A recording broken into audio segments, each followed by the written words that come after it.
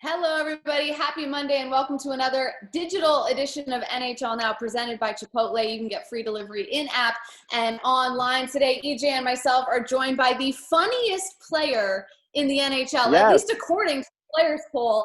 Keith Yandle, how's it going? It's going good. Yeah, just the same as everyone, just grinding away, doing a lot of homeschool teaching, which I'm learning more than I'm teaching. So it's been good. Been a lot of good family time and just hanging around the house. Do you think there's, Jackie mentioned it. She said it, like the NHLPA poll came out on March 31st and you were named the funniest player. And I've always found you to be very funny. You got a great sense of humor. Do you think there's going to be any pressure now moving forward for you to be really funny all the time? No, the thing for me is I stay off the social media, so I don't have to live up to the expectation on Twitter or Instagram or anything. So I just kind of play in the weeds, and then it's for me for this time I've been thinking of a lot of good jokes and stuff. So I'm gonna be ready once we get out of court. Right. And now that we're in this interview, though, people watching are like, "Tell a joke." I know, seriously. The funny just has to come naturally. That's how I see it. Yeah, unless you're a stand-up comedian. But you mentioned homeschooling. Which subject do you find the toughest to teach? Like, which one do you struggle with the most if you had to pick a subject matter? The only one I'm half decent at is doing the PE classes. That's about it. The math I was doing math with my oldest now. She's doing like division and times tables, and it's like I have to relearn it. So it's trying not to teach her how to use the calculator like everybody else. So she's like, "Dad, you don't really even know this stuff either." So it's a lot of me learning too, but it's been good. We're in this quarantine. Everybody's kind of home, and knowing you for a long time, you've come on our show many times over the years, and you're a Boston guy. You're a big New England Patriots fan, and it's kind of got a traumatic time. I know. Because your guy left. I know. He's gone to Tampa, and I wanted to get your thoughts because you're not just a fan. You're a pro athlete, so you know how this whole thing works. What's your thoughts on how that's unfolded? To be honest, I was shocked he did it. It's kind of, you figured a guy like that would just, it's not like you put it if like in Boston, Ray Bourque left Boston to go win a championship because that's what he needed to do. And, he's still beloved in Boston. But I think for Tom, it's like he didn't really have much else to prove.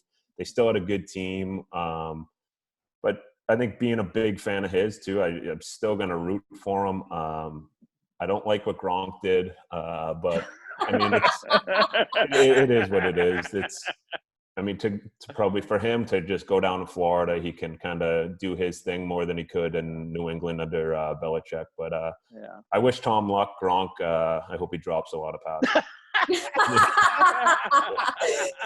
Well, you talk about being a big fan of Tom. Like, have you ever met Brady? Have you guys ever hung out? If so, like, what was the setting of that? If that's happened. No, he's called me a bunch to try to hang out, but I just haven't had time. I've never met him.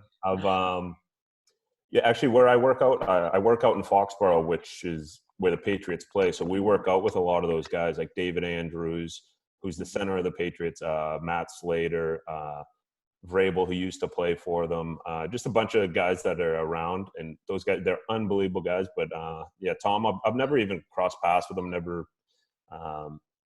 Had the opportunity. So hopefully one day. All right. Well, maybe. Hey, joining us now is Gronk on the other line. No, only kidding. Gronk will not be appearing today.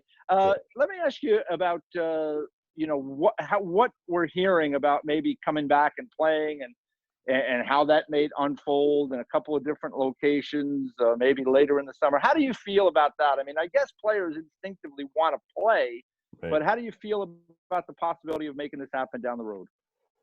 Well, I think everyone wants to play. Everyone wants to get it in. The only thing that's concerning me, I heard like a 3 to 4 week training camp, which that seems a real long time. So I think a 10-day would be plenty, and then just get into games. Everyone kind of in the same boat, but. I know all the players want to play. It seems like the league wants to play. I know as a sports fan, I would love to have something to watch on TV. I think for now, I think it's going in the right direction, and hopefully we can figure it out soon. You're watching NHL Now, presented by Chipotle. You can get free delivery in-app and online. We talk about the different scenarios that could play out if and when the NHL resumes, and we talk about the neutral sites, which to me brings me back to my childhood of going to hockey tournaments and everybody playing mini sticks in the hotel room, hallways, and like all of that stuff. What are the odds that like mini sticks would break out between NHL teams like in the hotels if these neutral sites happen, or at least within the team? And all the dads would come and be drinking beers in one room, and we'd just They have the best it'd be great. Right? Yeah, security coming up to shut down mini hockey games. Yeah. I don't know. I think I've seen more and more guys bringing video games on the road, so maybe that would be, if we were stuck in a location, maybe guys would be bringing video games. Are But you a mini video hockey? game guy? No, I'm not. No. Yeah. Not at all, eh? Yeah, No. he's an older school guy. He's not like, it's like those 21-year-olds that are doing that. Yeah. Keith's got other things going. He's got 2 kids. I know. I wish I had the time. Yeah. Hey, have you been watching anything in terms of show? Like, we've asked everybody that. That's the question now. Yeah. We're in quarantine, and people are watching different things. Have you been watching anything with your wife? Any shows that have stood out? Anything you could recommend? I watched the worst TV you could imagine. I watched like Teen Mom, like all the Housewives. I watch everything. And my wife watched like Spanish soap operas, like not even in English. So we go into like 2 separate rooms and watch, like, she's disgusted by the stuff that I watch. So she won't even watch Tiger King with me. And I was dressed up as Carol Baskins for 2 days, just walking around the house, and she didn't even get it. You think Carol Baskin did it? I don't think she did. I think her husband's off in the sunset. Just he probably ran away from her because she was crazy, and then he's probably somewhere. Oh, he might be. How long ago is that? Yeah, he might be passed away now, but I bet he's off in the sunset living his life. That's a hot take. Everyone thinks she did it. You're the first person I think that I've talked to anyways that's like, I think she's good. I think she's innocent. Well, he had money, he had planes, he had connections in like Costa Rica. I think he's living it somewhere on the beach. Yeah, that makes sense. Yeah, makes sense. You said hey, you're doing way better than that. Yeah. You said you watch the Real Housewives too. There's Real Housewives of like every block in America. So like, what's your favorite one? Do you have one favorite? My all-time favorite is probably New York. I like the New York ones. I love Atlanta. There's a lot of drama in Atlanta. Yeah. But I'm hoping for like a Real House Husbands of Fort Lauderdale soon, and maybe I can get on that. Yeah. How do you think you would do on a show like that? A reality show? Great. Would you create fake drama, or you'd be like, okay? I would stir the pot with everyone, get everyone fired up, and just sit there with my popcorn and eating it. Oh my gosh, that's too funny. Well, if you watch such garbage television, I'm going to ask you a question. The answer is probably no, but I'll ask it anyways.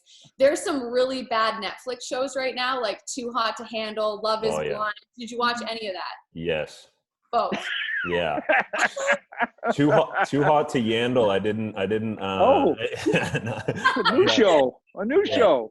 Yeah, no, I didn't love it as much. Love is Blind. I liked the one girl. I forget her name. The blonde. Jessica. Yeah, Messica. Yeah.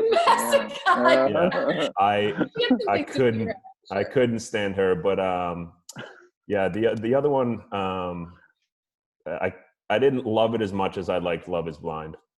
Okay, so you'd be down for season 2 of Love is Blind. Oh yeah, but I think people will know now, right? Like I don't know. It's kind of people would. I feel like it was real organic the first year, and then the second year it might be people looking for more fame. Oh man. Well, listen, I for one hope that the Real House Husbands of Fort Lauderdale. Yes. I hope it happens because the hockey players of Boston. You could have Yandle with all those crazy yahoos up there, Whitney and all those guys. Oh yeah, we need some Yandle Whitney drama to play out. Yeah. Oh, I could get him. I'd have him playing by the strings. He'd be done. Well, I love it. Great note to end on. Hopefully that happens. And maybe we'll get a response out of Whitney on Twitter when he sees this interview. But thanks for the time. Good luck with the rest of the homeschooling. Yes. And hopefully we see you on the ice sooner rather than later. Yeah. Thanks, Keith. All right. Yeah. Thanks a lot, guys. Thanks for having me. All right.